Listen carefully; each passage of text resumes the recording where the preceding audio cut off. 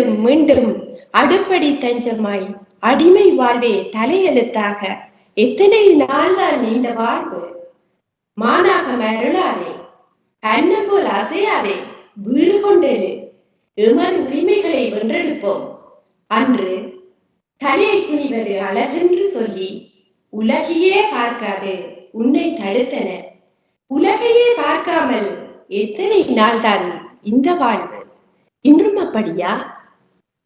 உன்னை சுற்றிலும் கிடுகு வேலிகள் இன்னமும் இருப்பதை அனுமதிக்காதே. இன்னும் என்னடி இருட்டினில் வேலை? எழுந்து வா, உலகை பார் என்கின்ற ஒரு தோழியின் குரல் என்ற அழகான கவிதையோடு இன்றைய பெண்ணெண்ணி பேசுவா நிகழ்ச்சியில் உங்கள் அனைவரையும் சந்திப்பதில் மிக்க மகிழ்ச்சி. இந்த கவிதையை யாத்த முதலாம் தலைமுறையை சேர்ந்த மூத்த பெண் கவிஞர் திருமதி ஔவை விக்னேஸ்வரன் அவர்களோடு இந்த நிகழ்ச்சிக்கு வந்திருப்பதில் இரட்டிப்பு மகிழ்ச்சி. அனைவருக்கும் அன்பு வணக்கம். மேலோட்டமாக அடுப்படியையும் கிடுகு வேலையும் பேசுகின்ற இந்த கவிதை உண்மையில் காலத்தை வென்று நிற்கின்ற ஒரு கவிதையாக. இந்த கிடுகு வேலி உண்மையில் ஒரு மரபு வேலி. இன்னமும் அப்படியா என்று நாங்கள் பெண்கள் ஒவ்வொருவரும் எங்களை கேட்டு பார்க்க வேண்டிய கேள்வியாக இந்த கவிதை நின்று நிலைக்கின்றது. சூழல் மாறி இருக்கின்றது. அடுப்படி அலுவலகங்களாகி இருக்கின்றது. கட்டிட காடுகளாக கிடுகு வேலிகள் மாறி இருக்கின்றன, மதில்களாக மாறி இருக்கின்றன. ஆனால் இரட்டை ஆளுமையுடைய பெண்கள் ஒரு கோப்பை தேநீரை அருந்த கூட, ஆறுதலாக குடிக்க கூட நேரமின்றி ஓடிக்கொண்டிருப்பதை நாங்கள் காண்கின்றோம். உலகை நிமிர்ந்து பார்ப்பதற்கு அவர்களுக்கு இங்கே நேரம் இருக்கின்றது.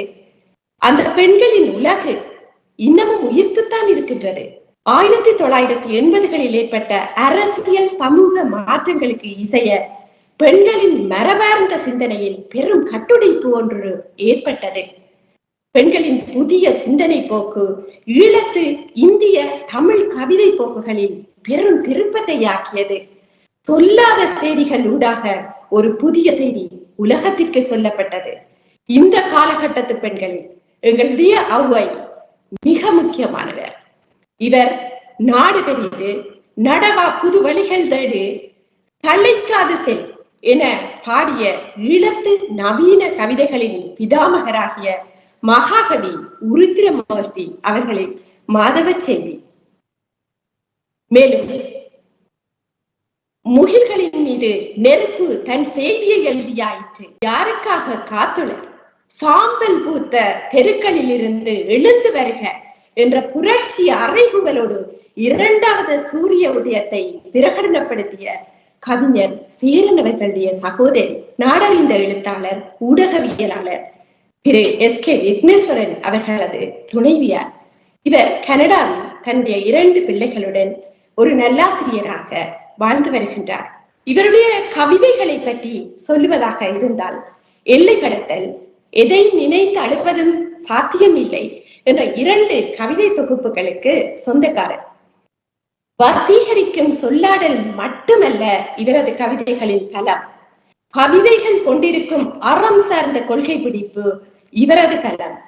இவரது கவிதைகள் பெண்ணுலகின் ஆழ்ந்த நிலைக்கான சுதந்திரத்தை அவாவி நிற்கின்றன. பெண்ணுலகின் உரிமைகளை வென்றெடுக்க வேண்டும் என்ற தாகமும் தவிப்பும் உடையனவாக இருக்கின்றன. ஈழத்தில் போரரசியல், பெண்ணரசியல் இரண்டிலும் ஒரே சமயத்தில் காலை பதிக்கவல்ல அசாதாரணமான பலத்துடன் இவருடைய கவிதைகள் காணப்படுகின்றன. என்னுடைய 18-20 வயதுகளில் இவருடைய சுயம் என்ற கவிதையில் காலம் என்னை எவ்வாறெல்லாம் இழுத்து கொண்டு ஓடி இருக்கின்றது, நான் யார் என்ற கேள்வியை, கவிதை மீது ஈர்ப்பு வந்து அதை ஒரு பென்சிலால் என்னுடைய கொப்பியில் என்னுடைய எழுத்துக்களில் நான் எழுதி வைத்திருந்தேன். இந்த வயதில் நின்று யோசிக்கின்ற போது இந்த பெண்கள் தான், இந்த மூத்த கவிஞர்கள் தான் எங்களுடைய வாழ்வில் புதிய சிந்தனை வித்துக்களை, பெண்ணை யார், நான் யார் என்று கேட்க வைத்தார்கள் என்ற செய்தியையும் கூறிக்கொண்டு இவரை இந்த நிகழ்ச்சியில் காண்பதற்கு மிகுந்த என்னுடைய மனம் மிகுந்த சந்தோஷத்தையும் சொல்லிக்கொண்டு நாங்கள் நிகழ்ச்சிக்குள் போவோம். வணக்கம். அனைவருக்கும் வணக்கம். இந்த நிகழ்ச்சியில் இன்று என்னை இணைத்து கொண்டமைக்கு மிக்க நன்றி. முன்னாளினி தேவராஜா அவர்களுக்கும் எனது வணக்கங்களும் நன்றிகளும். உங்களிடம் நான் கேட்க விருப்பப்படுவது, ஈழத்து இலக்கிய பரப்பில் நிராகரிக்கப்பட முடியாதவராகவும் உண்மையில் உவந்தேற்றப்படுவதற்காகவும் ஔவை என்கின்ற பெயர் நிலைத்து நிற்கின்றது. இந்த இலக்கிய அங்கீகாரத்தின் பின்னணியில் இருக்கின்ற விஷயம் என்ன? 83 நான் உயர்தர வகுப்பு மாணவியா இருக்கும் பொழுதுதான் 83 கலவரம் தொடங்கியது. அந்த காலகட்டத்தில இருந்து 30 வருடங்களாக நடந்த இந்த யுத்தம் ஆரம்ப காலத்திலே அடிமட்டத்துல நிறைய வேலை செய்து கொண்டிருந்தது, இயக்கங்கள் அதுகளெல்லாம். அந்த காலத்திலிருந்தே நாங்கள் சிறுவர்களாக இருந்தோம். இந்த காலத்திலே ஏற்பட்ட இந்த அரசியல் சமூக மாற்றங்கள் எங்களுடைய கருத்துல மிகவும் தாக்கத்தை செலுத்த தொடங்கி இருந்தது. பெண்கள் சம்பந்தமாகவும் சரி, சமூகம் சம்பந்தமாகவும் சரி, இருக்கிற அமைப்பை அப்படியே ஏற்றுக்கொள்ளாமல் நாங்கள் அந்த அடக்குமுறைகளையும் ஒடுக்குமுறைகளையும் கேள்வி கேட்கிற ஒரு காலத்திலே அந்த நேரம் இருந்து நாங்கள் அந்த சமூக அரசியல் மாற்றங்களும், அத்துடன் அவருடைய அப்பா அவருடைய கவிதையினுடைய பாடு பொருள் ஒடுக்கப்பட்ட மக்களுக்காக அல்லது துயர் துன்பம் அந்த ஏழ்மை உழைப்பு அதுகளை பாட சொல்லி அந்த மாதிரி அந்த ஒரு அடிப்படையான ஒரு வித்தும் எங்களுடைய குடும்ப சூழல்ல எங்களுக்கு இருந்தது. வாழ்ந்த இந்த சமூக அரசியல் சூழலோட இந்த அடிப்படையும் சேரேக்குல நான் கவிதையினுடைய பாடு பொருளாக என்னுடைய அந்த கருவாக இருந்தது அந்த சமூகத்துக்கு சொல்ல வேணும் என்ற அந்த விஷயங்கள், அந்த சரியான அந்த சகிக்க முடியாமல் தாங்கிக் கொண்டிருக்கிற அல்லது சொல்லணும் மாதிரி இருந்திருக்கிற விஷயங்களை மட்டும்தான் நான் உண்மையா பேசியிருக்கேன். அதுல என்னுடைய கவிதைகள்ல ஒரு ஒளிவு மறைவும் கிடையாது. அது முதலாவது. ரெண்டாவது, அந்த காலத்துல சொன்னால் பிரச்சனையா இருக்குமன்ற விஷயங்களை கூட அந்த காலத்துல நாங்க கவிதை மூலமாக சொல்லக்கூடியதாக இருந்தது. ரெண்டா இலக்கியத்துக்குள்ளே அதை கொஞ்சம் நாங்கள் இந்த நேரடியா பச்சையா சொல்லாமல் அந்த அந்த கருத்தை வெளிப்படுத்தலாம். உதாரணமா சொல்லாமல் போகும் புதல்வர்கள் என்ற ஒரு கவிதை இருக்கின்ற என்னுடைய அந்த முதலாவது தொகுதியை நீங்கள் பாத்தீங்கன்னா 83 இருந்து இந்த யுத்தம் ஆரம்பிச்ச காலத்துல இருந்து அது தொடர்ற வரைக்குமான அந்த முக்கியமான சம்பவங்கள் வந்திருக்கும். அது உண்மையை நான் நினைச்சு அப்படி எழுதையில அந்த சூழல்ல நடந்த முக்கியமான நிகழ்வுகள் என்ன பாதிச்சது, அந்த பாதிப்பை நான் பொதுமைப்படுத்தி சொல்லியக்கல அந்த கவிதைகள் நான் நினைக்கிறேன் இன்றைக்கு வரைக்கும் ஆக்களால வாசிக்கப்படுது அல்லது அந்த அதுல இருக்கிற அந்த பொருள் உள்வாங்கப்பட்டிருக்குதுன்றது. நீங்கள் உங்களுடைய கோப்பில அந்த கவிதை எழுதி வச்சிருந்த நீங்கள் சின்ன வயசுலயே என்று சொன்னது உண்மையா இலக்கியம் படைக்கிறார்களுக்கு உண்மையா ஒரு வெற்றி. ஏனென்றா எங்களுடைய அந்த உணர்வு மக்களிடம் தொற்றிக்கொள்ளணும் என்ற நோக்கம் தான் எங்கள்கிட்ட இருக்கு இல்லையா? அதை எழுத தேவையில்லை. நானே கவலைப்பட்டுட்டு நானே அதை இது பண்ணிட்டு விட்டுட்டு போகலாம். ஆனா அதை எழுத்தா அந்த உணர்வுகள் வடியேக்கல அதை எழுத்தா கொண்டு மக்களுக்கு முன்னால வைக்கல மக்கள் தான் எங்களுக்கு சொல்லணும், உங்களோட கவிதையை நாங்கள் நிராகரிக்கிறோம் அல்லது உங்களோட கவிதையை நாங்கள் பெரிய விஷயமா நினைக்கிறோம் அல்லது குறியீடாக நான் கூட பார்க்கிறேன். அந்த விதத்துல எனக்கு உண்மையாகவும் மிகுந்த மகிழ்ச்சி. உணாலினி, நீங்கள் அந்த கவிதையை இன்னும் ஞாபகம் வச்சிருக்கிறீங்கள் அல்லது நீங்கள் அதை பார்த்தீங்கள் என்றது அதுதான் முக்கியமா அவை என்ற அந்த பெயர் இலக்கிய உலகத்துல அறியப்பட்டதுக்குரிய முக்கியமான காரணமா இருக்கும் என்றுதான் நான் நம்புறேன். உங்களது குடும்ப வாழ்வு தொழில் சார்ந்த பெருமிதங்களாக இவற்றை சொல்வீர்கள்? நான் நினைக்கிறேன் 5ஆம் வகுப்பு நான் படிக்கல நான் அம்மாவுக்கு சொன்னேன், நீங்கள் எனக்கு கல்யாணம் பேசி செய்து வைக்க வேண்டாம் 5ஆம் வகுப்புல. அப்ப அம்மா பயந்து போனா, ஏன் கல்யாணத்தை பற்றி இந்த பிள்ளை பள்ளிக்கூடத்தால கதைக்குது. அப்பதான் என்னன்னு சொல்லி கேட்டால் எங்கிட்ட விட்டு பக்கத்துல ஒரு எங்களுக்கு தெரிஞ்ச ஒரு அக்காவுக்கு கல்யாணம் பேசி கொண்டு வந்தாரு. இல்ல அடிக்கடி மாப்பிள்ளை பார்க்க வர்றது, இப்ப சரியில்லைன்னு சொல்றது, பிறகாவே அழுது கொண்டு அம்மாட்ட கூற சொல்றது, இப்படியே இந்த ஊர் தானே. இப்ப நாங்க சேர்ந்து கதை கேட்க எனக்கு அது பார்க்க சரியான காலம். ஒரு 4-5 மாப்பிள்ளை பார்த்துட்டு வேண்டாம்னு சொல்லி போனது அழுது கொண்டு கனகாலமா இருந்தது. அப்ப அந்த 5ஆம் வகுப்புல எனக்கு அது சரியான தாக்கமா இருந்தது. அப்ப நான் அதைத்தான் யோசிச்சு போட்டு நான் அம்மாவுக்கு சொன்னேன்னா, நீங்கள் எனக்கு கல்யாணம் முழுவதையும் பேசி வைக்க வேண்டாம், நானே கல்யாணம் முடிக்கிறேன்.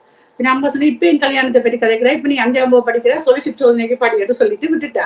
ஆனால் அது உண்மை. எனக்கு அது அந்த நேரத்துல நான் போட்ட அந்த வித்து நான் ஒரு பொழுதும் என்னுடைய வாழ்க்கையில இருக்கிற எந்த சந்தர்ப்பத்தையும் யாரையும் தீர்மானிக்க விடுறதில்லை. எனக்கு சரி என்று படுறது, எனக்கு எது விருப்பமோ அதை தான் நான் தெரிவு செய்யறது. அந்த விதத்துல என்னுடைய கல்யாணமும் என்னுடைய குடும்ப வாழ்வும் அப்படித்தான். எங்களுடைய திருமணம் காதல் திருமணம். உண்மையில சமூகத்துல பார்த்தா சாதாரணமான குடும்பங்கள்ல அந்த மாதிரி ஒரு கல்யாணத்தையோ இல்ல அந்த காதலையோ ஒரு தரமே அனுமதிச்சிருக்க மாட்டோம். நான் வந்து அனுமதிக்க வச்சேன். நான் சமூகத்தையும் அம்மாவையும் வாழ்க்கையும் வந்து அப்படித்தான். பொம்பளை பிள்ளை தான் எனக்கு கூட ஆசை. அது 2 பொம்பளை பிள்ளைகள் எனக்கு. நாங்கள் 2 பேரும் சேர்ந்துதான் வளர்த்து. நாங்கள் என்னுடைய கொள்கையினுள்ளே இவ்வளவு நான் ஆழமா பிடிப்பா இருக்கிறதுக்கு என்னுடைய கணவரும் காரணம். விக்னேஸ்வரன் தான் எனக்கு முதலாவதாக வந்து அரசியல் வகுப்பு எடுத்தவர் காலத்து அரசியல்ல. அப்ப அவர் தான் வந்து அரசியல், எங்களுடைய சமூகம், அந்த சூழல்களை பற்றின ஒரு ஆசிரியராக அவர் எனக்கு இருந்தவர்னு சொல்லலாம். அப்ப அந்த வகையில எங்களுடைய பெரும்பான்மையான கருத்துக்கள் வந்து ஒத்து போற கருத்துக்களா இருந்தபடியால எங்களுக்கு வந்து பிரச்சனை இல்லை. எனக்கு ஒரு காலமும் வந்து அடக்குமுறை என்று ஒன்றும் இருக்கல. என்ன வந்து யாரும் தாங்கள் சொல்றதை செய்யன்னு சொல்லி நான் ஒரு காலமும் செய்ய மாட்டேன். 5 வயசுல இருந்து எனக்கு அது இருந்தது. வீட்டுல வந்து எனக்கு போராட வேண்டிய சூழல் இல்ல.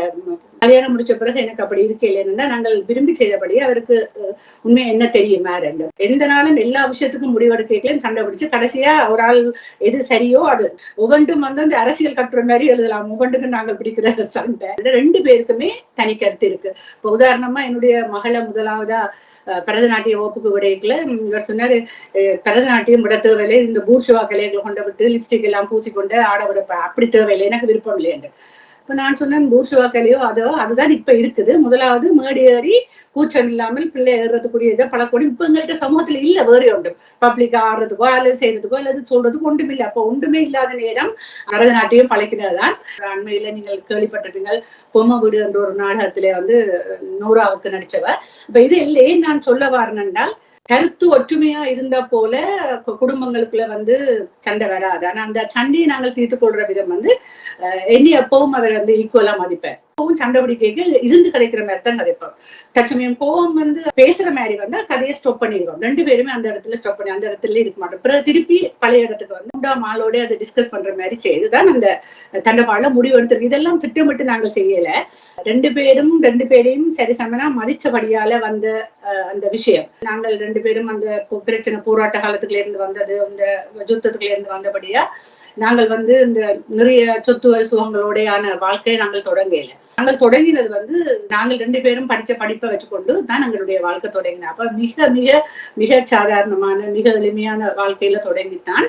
நான் இலங்கையில கொழும்புல ஆசிரியராக இருந்தேன். நான் நல்லா என்கணியர் மடத்துல அந்த இதுக்குள்ளதான் நாங்கள் அந்த எங்களோட குடும்பத்தையும் எல்லாருக்கும் சமனாக அளவுல கொண்டுறதுக்கு வந்து எல்லாரையும் போல உழைக்கிறது இல்லை. எல்லாருக்கும் கூட மேல டபுளா உழைக்க வேண்டி இருந்தது. ஏன்னா நாங்கள பின்னணி அப்படி நாங்கள் வந்த சூழல் யுத்தத்துக்குள்ள இருந்து வந்தது. நிறைய காலம் நாங்கள் யுத்தத்துல இயக்கம் அந்த போராட்டம் எங்களோட இது போனபடியால திருப்பி வந்து தொடங்கியதுல நாங்கள் 0ல இருந்து தொடங்கினாலும் எங்களுடைய குடும்ப வாழ்க்கை வந்து ஒரு குறையும் சொல்ல முடியாத மாதிரி தான் இருந்தது. அரசி அணிச்ச அந்த 2 பிள்ளைகள் அதையெல்லாம் படிச்சிருக்கிறேன். அதுல பெருமைப்படுற விஷயம் நான் என்னென்றால் எங்களுடைய பிள்ளைகளும் சமூகத்துல அக்கறையாயும் அல்லது சமூகத்தை பற்றின புரிந்துணர்வோட இன்றைக்கு இருக்குதுன்றதுதான் எனக்கு பெரிய சந்தோஷமான விஷயம். என்னென்றால் கனப்பிள்ளைகளுக்கு அடுத்த ஜெனரேஷனுக்கு தமிழும் தெரியாது, எங்களுடைய பிரச்சனை என்ற உண்மை வடிவமும் நிறைய பிள்ளைகளுக்கு தெரியாது. இப்ப அந்த வகையில நாங்கள் இப்படி இந்த இதுக்குள்ள இருந்து வந்து எங்களோட பிள்ளைகளுக்கும் அந்த விஷயங்கள் வந்து உண்மையா அது கொள்கையா அடிக்குள்ள விதைக்கப்பட்டிருக்குன்றது தான் என்னுடைய குடும்ப வாழ்வின் என்னுடைய பெருமையா நான் கருதுறேன், எங்களுடைய பெருமையா நான் கருதுறேன்.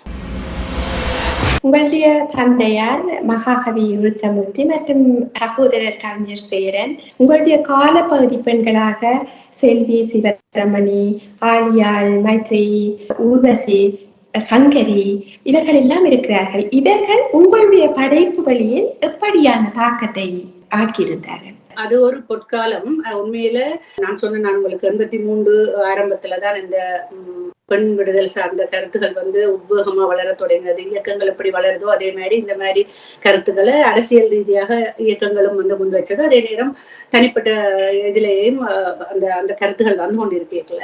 பெண்கள் ஆய்வட்டம் என்ற ஒரு நிறுவனம் இருந்தது, உங்களுக்கு தெரியும். ஸ்டெல்லிகா வந்து ஆரம்பிச்சிருந்தவ. அந்த பெண்கள் ஆய்வட்டத்துல வந்து நாங்கள் எல்லாருமே ஒரு மெம்பரா இருந்த நாங்கள் வெளியில எங்களுக்கு தனித்தனிய சமூகம் சம்பந்தமான இயக்கங்களோட எங்களுக்கு தொடர்பு இருந்தாலும் இந்த பெண்கள் ஆய்வட்டத்துல செல்வி இருந்தவ, சிவரமணி இருந்தவ, நான் ஊர்வசி இருந்தவ. அந்த காலத்துல நீங்கள் சொல்லாத செய்திகள்ல இருக்கிற அவ்வளவு எழுத்தாளர்கள் பிளஸ் அதெல்லாம் எழுதாத நிறைய ஆக்களும் நாங்கள் உண்டா சேர்ந்து கூடி கதைக்கிறதுக்கு ஒரு களத்தை சித்திரலேகா பெண்கள் ஆய்வு சொல்லாத செய்திகள் போட்டு அந்த இது வந்து வச்சிருந்தேன்.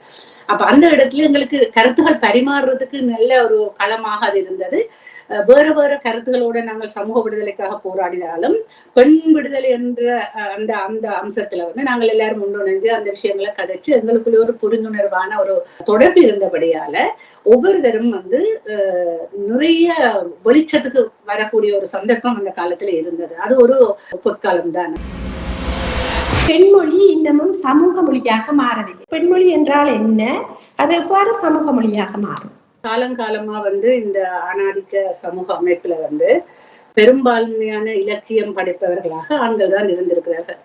இப்ப சொல்லாத செய்திகள் வரைக்கும் நீங்கள் வந்து மிக விரல் விட்டு எண்ணக்கூடிய சிறுகதை எழுத்தாளர்களை இனம் கண்டிருப்பீங்க. அந்த சொல்லாத செய்திகளுக்கு பிறகுதான் நிறைய பெண் படைப்பாளர்கள் வந்து இந்த சமூக விடுதலை போராட்டத்தோட தான் இல்ல திரைப்படத்தை எடுக்கிறதுக்கோ கவிதை கட்டுரை நாவல் என்று தயாரிக்கிறதுக்கோ அல்லது உருவாக்குறதுக்கோ பெண்கள் வந்து முன்னுக்கு வரணும். அதுக்கு முதல் எழுதின பெண்களை நீங்க பாத்தீங்களா இலங்கையில ஈழத்திலேயோ அல்லது என்னவோ விரல் விட்டு எண்ணக்கூடிய ஒரு சிலர் தான். அவையிலும் வந்து அவையில் பேசின மொழியும் வந்து மொழி என்று நான் சொல்றது இப்ப நாங்கள் எடுத்துக்கொள்ற பொருள் அந்த எண்ணத்தை நாங்கள் பேச போறவங்களை கதை கூடாக நாவல் கூடாக கவிதை கூடாகன்றது அது ஆணாதிக்க சிந்தனையின் அடிப்படையில தான் அந்த அதுகளும் அமைஞ்சிருக்குது. இப்ப உதாரணமா ஔவையார் ஒரு சிறந்த கவிஞர், உலகத்தில் எல்லாரிடையும் அறியப்பட்டவர். அவர் இந்த பெண்மொழி எப்படி இருந்திருக்குது என்றால் உண்டி சுருங்குதல் பண்டிட் கழகன்று சொல்லி இருக்கிறேன்.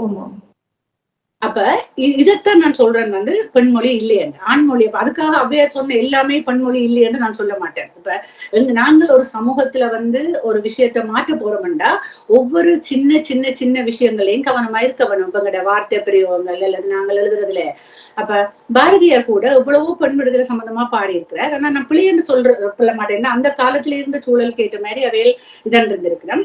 தனி ஒருவனுக்கு உணவில்லை என்றா ஜெகத்தினை அழித்து விடுவோம்னு தான் சொல்றேன். அப்ப அந்த ஒருவன் ஒருத்தி என்று இருக்குது ஆண்பால் பண்பால். அவர் அதை பொதுமைப்படுத்தவே இல்லை. ஏனென்றால் அந்த ஆணாதிக்க சமூக அமைப்பு அப்படித்தான் மக்கள்கிட்ட கருத்துக்களை விதைச்சிருக்கும். அது எல்லா வகையாலையும் அது கலை இலக்கியம் எல்லாத்துக்குள்ளாலையும் அது வந்து எங்களுக்கு ஊட்டப்பட்டிருக்கும், அந்த மக்களுக்கு ஊட்டப்பட்டிருக்கும். இப்ப நாங்கள் இருக்கிறதை அப்படியே எடுத்துக்கொண்டு நாங்கள் கவிதை எழுதுறதும் சிறுகதை எழுதுறதும் நாவல் எழுதுறதையும் செய்தால் நாங்கள் சமூகத்தில ஒரு மாற்றத்தை ஏற்படுத்த முடியாது. ஆனால் இந்த கடைச்சங்க காலத்துல பாத்தீங்கன்னா சிலப்பதிகாரமும் சரி மணிமேகலையும் சரி அது வந்து முதல் அதுதான் நான் நினைக்கிறேன் இந்திய அறிவு கட்டின வகையில பெண்ணினுடைய விஷயங்களை பேசுதல். கண்ணகியை பற்றி பேசுது, அதுக்குள்ள மாதவி வாரா அந்த மாதிரி. அதே மாதிரி மணிமேகலை கதாநாயகியா இருக்கிறா. அப்ப அந்த பெண்களினுடைய பக்கம் அப்பதான் தெரிய வருது. அவ்வளவு காலமும் ஆண்களின் கண்ணுக்குள்ளாதான் பெண்களினுடைய பக்கம் பேசப்பட்டது. 83 நீங்கள் பாத்தீங்கன்னா பெண்களே தங்களுடைய பிரச்சனைகளை அவையில் பாடைக்கு அதன் பரிமாணம் வித்தியாசம். அதுதான் நான் பெண்மொழி என்று சொல்ல வரேன். இப்ப நான் வந்து எனக்கு வந்து அடுப்படிக்கல இருக்கிறது கஷ்டமா இருக்குது அல்லது நான் வந்து குடும்ப வாழ்க்கையில நான் வந்து இரட்டை சுமையா இருக்கிறேன்னு நான் சொல்றதுக்கும் அவ கஷ்டப்படுற ஃபேமிலியில அது பெரிய கஷ்டம் இல்லைன்னு இன்னொரு ஆண் கவிஞர் சொல்றதுக்கு இடையில வித்தியாசம் இருக்கு. ஏன்னா இது உண்மை. இது உண்மை வந்து வெளியில வரையக்கல அது கொடுக்குற தாக்கமும் அது செய்யற மாற்றமும் சமூகத்துல வித்தியாசமா இருக்கு. அதுதான் நான் அங்க இருந்து கொண்டு வருது அந்த பெண்மொழி என்றது. இப்ப வந்து நாங்கள் பார்த்தோம்னு சொன்னா பெண்கள் கூட ஆண்மொழியைத்தான் இன்னும் கையாளிடும். நான் தனி ஒருவனுக்குன்னு சொன்ன மாதிரி பொதுப்பாலையோ அல்லது இதை பாவிக்கிறது வந்து மறந்துருக்கணும். பாத்தீங்கன்னா இன்னுதான் இந்த வார்த்தைகள் முடியும், பொதுமைப்பட்டு வராது. அது ஒரு விஷயம். பட் இன்னொரு விஷயம் பெண்மொழி என்று நான் சொல்ல வாரது வந்து பெண்கள் படைக்கைகளை இப்ப திருப்போல எடுத்து பாருங்கோ. திருப்போல வந்து அருணகிரிநாதர் பாடி இருப்பார், பிள்ளையான வழிக்கு போய் தப்பி நல்ல அதுகள் கட்டாண்டா. அப்ப பிள்ளையான வழிக்கு போன பெண்களோட அவருக்கு இருந்த உறவை அவர் பாடிக்கல. அவர் பொங்கி என்றிருப்பார், மொழி என்றிருப்பார், அப்படி எல்லாம் பச்சை சொல்றாரு. ஆனா நாங்கள் பக்தி பரவசமாகி கோயில்கள் போய் அதுல அதை பாடுறோம். இப்ப வந்து அதை பற்றி பெண்கள் வந்து சிறந்த இதோடு எழுத போயிக்கல, உண்மை எழுத போயிக்கல. என்ன இவியல் எல்லாத்தையும் அப்பட்டமா கதைக்கணும், இப்படி எல்லாம் கதைக்க தேவையில்லை, இது எப்படி கதைக்கிறதோ கவிதையில எப்படி எழுதலாமோ சிறுகதையில எப்படி எழுதலாமோ சொல்லி நம்ம இது என்னன்னா நாங்க பாக்குற பார்வையெல்லாம் இருக்குது. சரி பிள்ளைக்கு அப்பால நாங்க பாக்குற பார்வை. இப்ப நாங்க எந்த நிலையில இருக்கிறோம், எங்கட சமூகம் எப்படி இருக்குது இப்போ என்றதான். இந்த நிகழ்ச்சி தொடங்கியதுல நீங்கள் அந்த முதலாவது தோழி இன்னும் என்னடி இருட்டினில் வேலை என்பது நான் அப்ப 83ஆம் ஆண்டுல எழுதின கவிதை. ஆனா அது வந்து இன்றைக்கும் பொருந்தக்கூடிய மாதிரி தான் இருக்குதுன்னு நான் நினைக்கிறேன். ஏனென்றால் அது உண்மை. பெண்கள் தாங்கள் படுற துன்பம், துயரம், சந்தோஷம், இன்பம், உணர்வு எல்லாத்தையும் தாங்கள் சுதந்திரமா பாடுறது அது இந்த சமூகம் அங்கீகரிச்சாதான் பெண்மொழி பெண்களும் ஆண்களும் சமனாக இருக்குது என்றது எங்களுக்கு. நாங்கள் ஏதாவது கதைச்சா உடனே சண்டைக்கு வெறிவினம் என்னென்று இப்படி கதைச்சிருக்கிறா அப்படி கதைச்சிருக்கிறா விமர்சனம்ன்றது அப்படி எல்லாம் வருதுண்டா அது கருத்து இன்னும் சமூகம் மாறையில இன்னும் பெண்களுக்கு விடுதலை கிடைக்கல, சுமைகளோட தான் இருக்கணும் அல்லது அடக்குமுறையில இருக்கணும்ன்றதான் நாங்கள் கருத வேண்டி இருக்குது. உண்மையில் ஆண் மையப்படுத்தப்பட்ட கருத்துக்களால் கட்டமைக்கப்பட்ட சமூகத்தில் பெண்கள் தங்களுடைய பிரச்சனைகளை உணர்வெழுச்சிகளை கூட ஆண் மையப்படுத்தப்பட்ட சமூகம் அனுமதி வழங்கிய சொற்களையே பாவிக்க வேண்டிய நிலையில் தான் அவர்கள் இருக்கிறார்கள் என்ற நல்ல ஆழமான கருத்துக்களை எல்லாம் சொன்னீர்கள். இப்போது இந்த இலக்கிய சூழல் ஈசல்கள் போல நூல்கள் வெளிவர தொடங்கிவிட்டன. நயப்புரை அல்லது கால்புரையாக விமர்சன உரைகள் அமைகின்றன. விருதுகள் எண்ணிக்கையற்று பெருகி இருக்கின்றன. இவ்வாறான ஒரு சூழல் மிக அபாயமான ஆபத்தான ஒரு இலக்கிய சூழலாக இருக்கிறது என்று நான் நினைப்பதால் நான் கேட்கிறேன், இப்போது இருக்கின்ற படைப்பாளிகளுக்கு, இனிவரப்போகின்ற எதிர்கால படைப்பாளிகளுக்கு நீங்கள் சொல்லத்தக்க ஒரு செய்தியாக இதை சொல்லுவீர்கள்? என்னுடைய கருத்து, ஒரு படைப்பாளி அது கவிதையா இருக்கட்டும், சிறுகதையா இருக்கட்டும், நாவலா இருக்கட்டும், என்னவா இருந்தாலும் அடக்குமுறைக்குள்ளே இருக்கிற அல்லது ஒடுக்குமுறைக்குள்ளே இருக்கிற ஒரு விடிவை காண்ற அல்லது ஒரு விடுதலையை காண்ற மாதிரியான அந்த அடக்குமுறைக்குள்ளே இருக்கிற துன்பப்படுற துயரப்படுற அந்த விஷயங்கள் இலக்கியத்துக்குள்ளால வெளியில வர்றதுதான் மிக அவசியம் என்று நான் நினைக்கிறேன். அதுக்காக காதலை பாடக்கூடாதுன்னு நான் சொல்லல.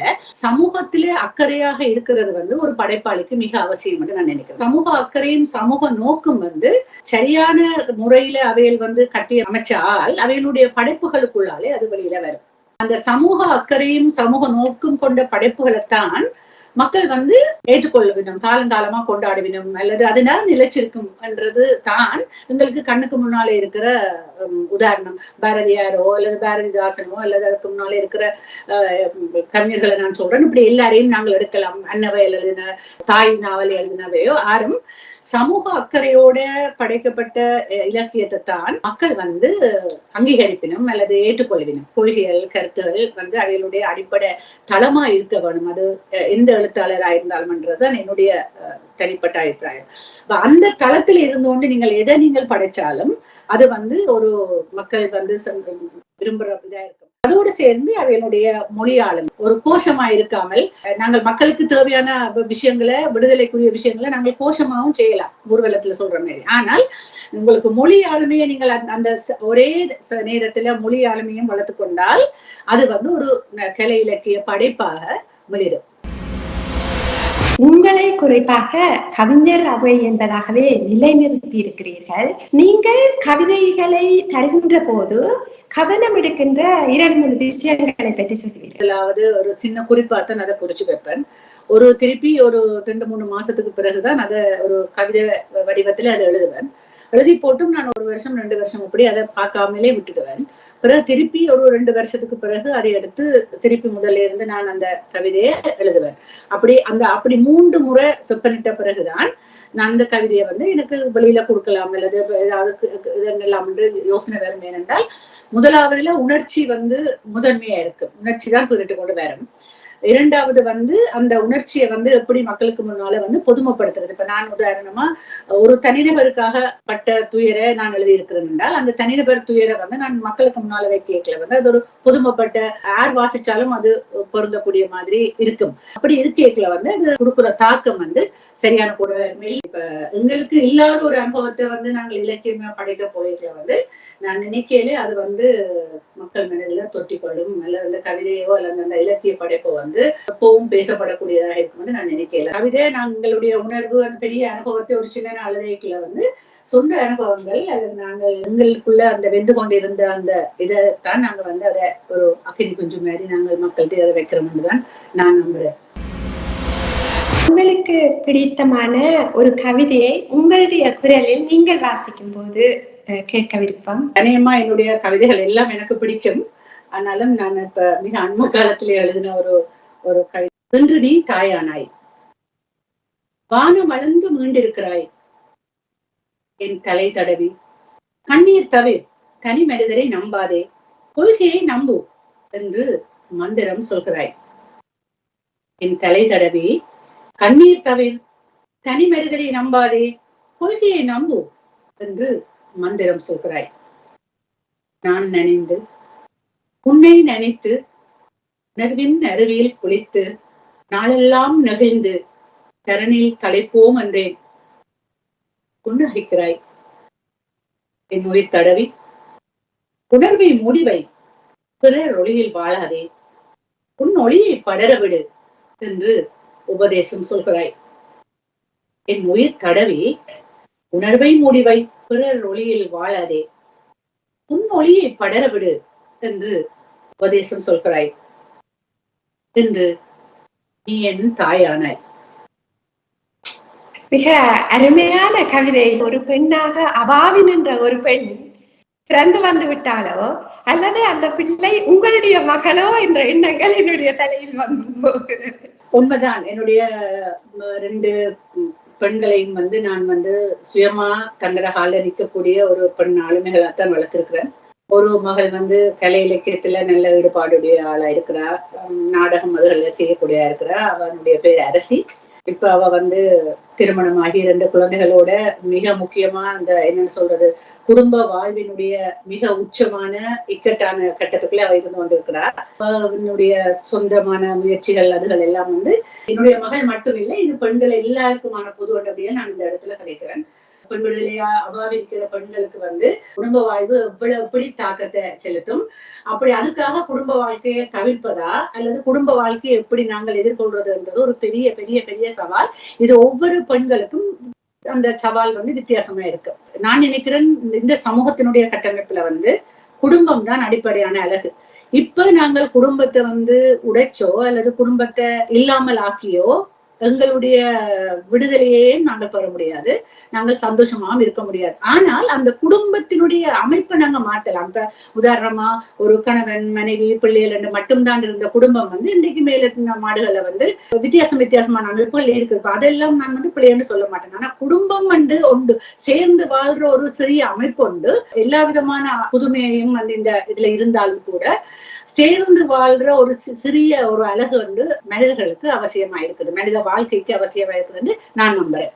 அப்ப அந்த வகையில மூத்த மகள் அரசி விக்னேஸ்வரன், 2வது மகள் அனிச்சா விக்னேஸ்வரன். அவ வைத்திய தொழில்ல இருக்கிறார். ஆசையாக நான் அவையில பெற்று வழக்கைகள் இருந்தது எந்த துறையில கால் வச்சாலும் அதுல சமூக அக்கறையோட அந்த அந்த விஷயங்களை செய்யறதுதான் எனக்கு சந்தோஷமாகவும் பெருமையாகவும் இருக்கும்னு நான் நினைக்கிறேன். பெண்களுக்கு 25 வயசுக்கும் 35 வயசுக்கும் இடைப்பட்ட காலம் பெண்களுடைய ஒளிய படர விட முடியாத காலம். ஏனென்றால் அவைகள் சாதாரணமா பிள்ளைகள் அந்த குடும்பம் அந்த வரைக்குல ஒரு கொஞ்ச காலம் அவைகள் எல்லாத்துக்கும் இடவழி எடுத்து தங்களுடைய எதிர்காலத்தை இந்த இடத்துல விதைச்சாத்தான் பிறகு நல்லா இருக்கலாம்னு நான் நம்புறேன்.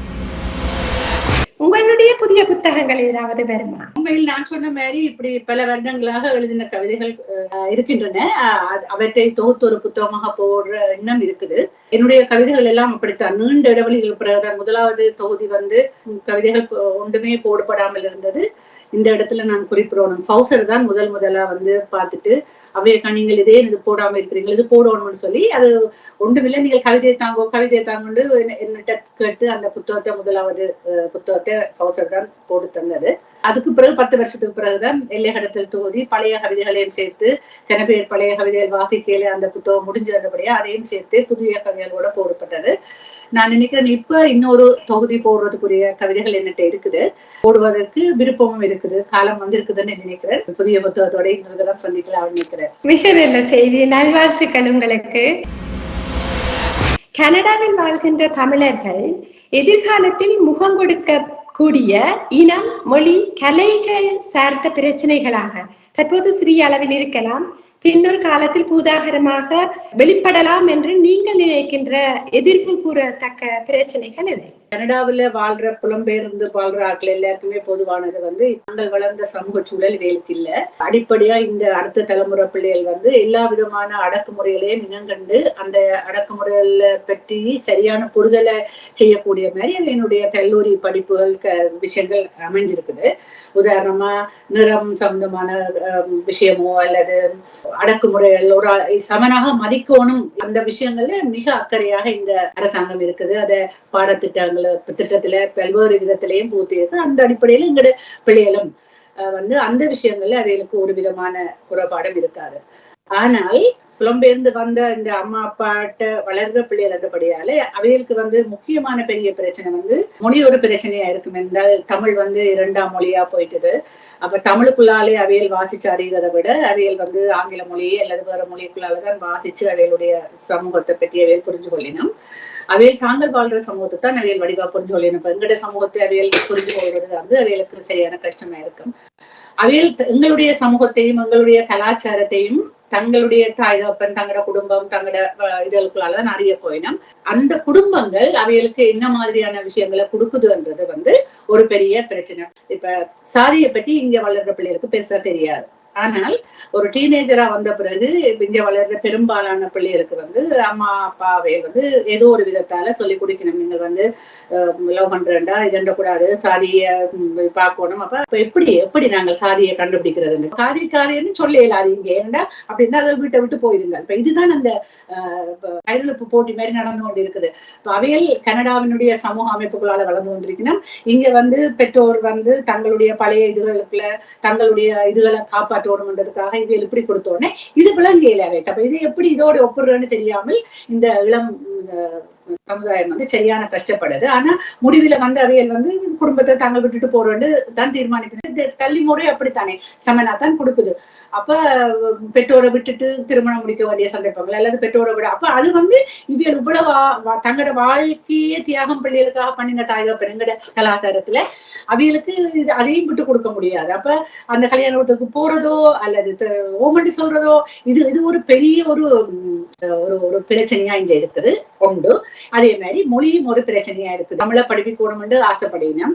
ஆனால் தமிழை 2ஆம் மொழியாக படிப்பிக்கிறதுக்குரிய கல்வி முறை அல்லது அதுக்குரிய கல்வி கொள்கை திட்டங்கள் வந்து இன்னும் வரையப்படையல. அப்ப இப்ப இல்ல கன விதமா செய்து கொண்டிருக்கிறோம். ஆனா அது ஆங்கிலத்தோட கூட தமிழும் தெரியல வந்து அது மிக மிக உச்சமான ஒரு வளர்ச்சியா இருக்கும். மிக வித்தியாசமான ஒரு பரிமாணமா இருக்கும்னு நான் நம்புறேன். பெண்ணே நீ பேசவா என்ற இந்த நிகழ்ச்சியை பற்றி உங்களுடைய கருத்து என்ன? அருமையான நிகழ்ச்சி, மிக முக்கியமான நிகழ்ச்சியின் கூட இருந்தால் நான் நினைக்கிறேன் இப்ப எங்கட காலத்துல இருந்த ஆட்கள் கூட இப்ப வந்து ஒரு தடையும் நீங்கள் கண்டுபிடிக்க மாட்டீங்கள். பேர் இழந்து முகம் இழந்து வரியும் இழந்து போய்தான் எல்லாரும் இருக்கணும். ஆனால் மிக மிக மிக ஆளுமையான பெண்கள். 30 வருட போராட்டம் வந்து எல்லாரையும் புரட்டி போட்டிருக்குது. அவையின் மனசுக்குள்ள இருக்கிற விஷயங்களை அப்ப ஆளுமையா இருந்தாக்கள் இப்ப எங்க போச்சுனம் ஏன் காணாம போச்சுனம்ன்ற அந்த ஒரு கேள்வி வந்து எல்லாருக்கும் இருக்குது. மெல்லமா நீங்க அடுத்த தலைமுறையும் கேட்க தொடங்கும். அப்படி கேட்கல இந்த மாதிரியான நிகழ்ச்சிக்குள்ள அவையில கொண்டு வந்து கதை கேட்கலதான் அவையில் இந்த சமூகத்துக்கு செய்த பங்களிப்பு அல்லது அவையினுடைய முக்கியத்துவம் வந்து எல்லாருக்கும் விளங்க போகும். அந்த வகையில நீங்கள் இருக்கிற ஆளுமைகளை இப்ப தேடி தேடி ஒவ்வொரு தடவை நீங்கள் கொண்டறியல அந்த நோக்கம் வந்து பூர்த்தி செய்யப்படும் என்ற வகையில தான் நான் இந்த பெண்ணை நீ பேசவா நிகழ்ச்சியை வந்து நான் மிகவும் ஒரு முக்கியமான நிகழ்வா பாக்குறேன். மறைஞ்சு போயின அல்லது மறைந்து போய் கொண்டிருக்கிற ஆளுமைகளை வெளியில கொண்டு வந்து இப்படி எல்லாம் அவங்களோட சமூகத்திலே ஆட்கள் இருந்திருக்கணும். ஆனால் அந்த ஏதோ ஒரு விதத்திலே அவைகளுடைய இது வந்து எழுதாமல் போய்விட்டப்பட்டிருக்கிறது அல்லது காணாம போய்விட்டார்கள். ஆனபடியா நாங்கள் திருப்பியும் நாங்கள் கண்டெடுத்து நாங்கள் சமூகத்துக்கு முன்னால கொடுக்க வேணும் என்றது வந்து இந்த கொள்கையா நீங்க வச்சிருக்கீங்க. அது மிக நல்லது. தொடர்ந்து செய்யுங்கோ. உங்களோட இந்த பெண்ணே நீ பேசவா நிகழ்ச்சிக்கு என்னுடைய வாழ்த்து. அதை தவிர நாளைக்கு என்னுடைய அன்பு. மிக நல்லது. உங்களுடைய கருத்தில் நான் ஒன்று குறித்து வைத்திருக்கிறேன். அதாவது நீங்களே அதன் திறவுகோலாக இருக்கிறீர்கள் என்று சொல்ல விருப்பப்படுகிறேன். சங்கமி என்ற ஒரு நேர்காணல் புத்தகத்தை நான் பார்க்க கிடைத்தது. அதில் இருக்கின்ற பெண் ஆளுமைகள் எல்லோரும் என்னுடைய மனதில் வருகிறார்கள். நீங்கள் சொன்ன பதிலை கேட்கிற போது நான் செய்யக்கூடியது என்னென்றால் இயல்பானவரை அதிலுள்ள ஆளுமைகளை பேசுவதற்கு ஒரு சந்தர்ப்பம் கிடைத்தால் நீங்கள் சொல்வது போல இனி வருகின்ற சந்ததி பார்ப்பதற்கு அந்த ஆளுமைகளை, அந்த முகங்களை நாங்கள் அனைவரும் அறிவதற்கு ஒரு வழியாக இருக்கும். அந்த கருத்தை நீங்கள் தந்ததற்கு நன்றியை கூறிக்கொள்கிறேன். நீங்கள் இந்த நிகழ்ச்சியில் வந்து உங்களை நான் சந்தித்தது, நாங்கள் இமயமென வியந்து பார்த்தவர்களில் ஒருவர் என்னுடைய நிகழ்ச்சியில் நீங்கள் வந்திருக்கிறீர்கள் என்ற உண்மையை நான் சொல்லிக்கொண்டு, மீண்டும் ஒரு பெண்ணினி பேசுவா நிகழ்ச்சியில் இன்னும் ஒரு மகத்தான ஆளுமையுடன் உங்கள் அனைவரையும் சந்திக்கும் வரை நன்றி, வணக்கம். இந்த பெண்ணேடி பேசவா நிகழ்ச்சிக்கு என்னை அழைத்து இந்த நேர்காணலை ஏற்படுத்தி தந்ததற்காக குணாலினி உங்களுக்கும் திரு தேவராஜ் அவர்களுக்கும் நேயர்கள் எல்லாருக்கும் என்னுடைய நன்றியும் வணக்கம்.